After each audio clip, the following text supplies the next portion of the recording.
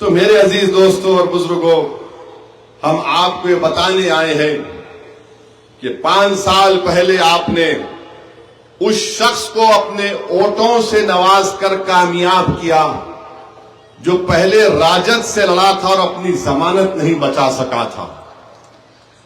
आपने उसको 75,000 के करीब वोट दिए, 85,000 के करीब वोट दिए।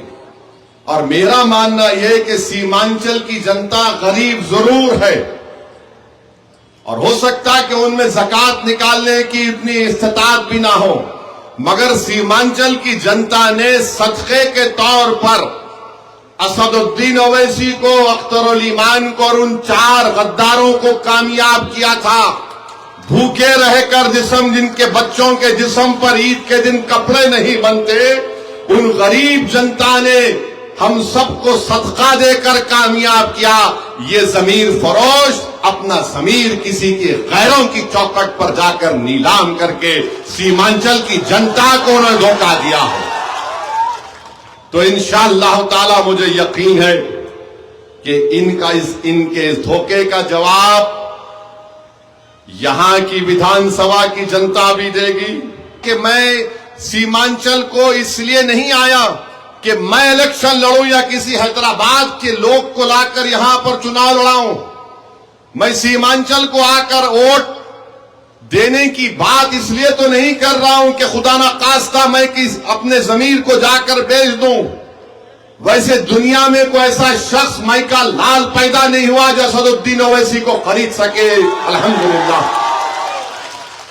मेरी लड़ाई सीमांचल में एक यहां पर आपकी लीडरशिप बने।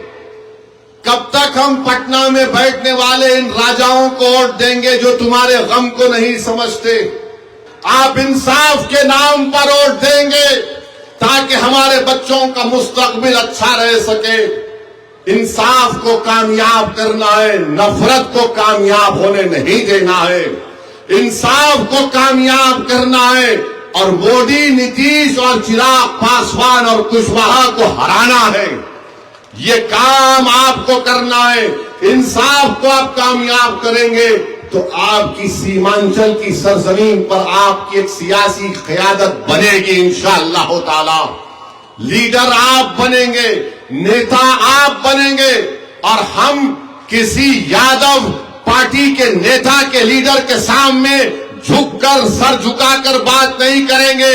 सुन लो तेजस्वी यादव, सुन लो चिराग पासवान, सुन लो नीतीश कुमार, बात होगी अगर समाज की बात होती है, समुदायों की बात होती है। हर जात ने, हर बिरादरी ने, हर समुदाय ने अपना नेता बना लिया। अगर किसी ने अपना नेता नहीं बनाया तो वो बिहार के 19% मुसलमानों ने नहीं बनाया। ये बात सच है। आप खामोश बैठिए, मगर सच्चाई यही है कि आपका कोई नेता नहीं है। और अगर जब मजलिस ओवैसी कहता है कि बिहार के 19% मुसलमानों का एक नेता होना चाहिए, तो सबके पेट में दर्द शुरू हो जाता है, सब नाराज हो जाते हैं। अरे ये कौन है जो हैदराबाद 1800 किलोमीटर से दूर आकर यहां पर बार बार कह रहा है कि मुसलमानों का नेता होना चाहिए? क्या भारत की पार्लियामेंट में मोदी ने अपने छाती को मारकर नहीं कहा था कि भारत का सबसे बड़ा पसमानदा नेता मैं हूं? नहीं कहा था मोदी ने। देखो आप, मैं क्या कह रहा हूं, मैं क्या हमारे हिंदू भाई के खिलाफ हूं? कभी नहीं रहूंगा। जो सच्चा मुसलमान है वो किसी हिंदू भाई या सिख भाई या ईसाई के खिलाफ नहीं हो सकता। वो मेरा लड़ाई से बोल इतना ही है, मेरे भाई मेरे को हिस्सा मिलना चाहिए, मुझे बराबरी मिलनी चाहिए। मैं इंसाफ चाहता हूं, मैं भीख नहीं चाहता हूं। मैं तुम्हारे सामने भीख नहीं मांगूंगा, मैं अपना हक लूंगा लड़कर। और अगर तुम नहीं दोगे तो इंशाअल्लाह ताला सीमांचल का बच्चा बच्चा खड़े होकर इन पटना में बैठने वाले जालिमों के, इनके सामने ठहर कर इनके हाथों से अपना हक छीन कर सीमांचल को लाएंगे इंशाअल्लाह ताला। कि कोई तुम्हारे वोट को बेचता है गैरों के पास। सबसे बड़ा भ्रष्टाचार अगर हुआ है तो सीमांचल की जनता के साथ हुआ कि इन जालिमों ने 6 करोड़ लेकर अपना जमीर, अपना ईमान, सब कुछ बेच दिया। अब तुम किस मुंह से आकर इस जनता के सामने बोलोगे कि वोट दो हमको? किस मुंह से आओगे? बहरहाल मुझे यकीन है कि आप लोग इनकी जमानत को जब्त करवाएंगे इंशाअल्लाह ताला।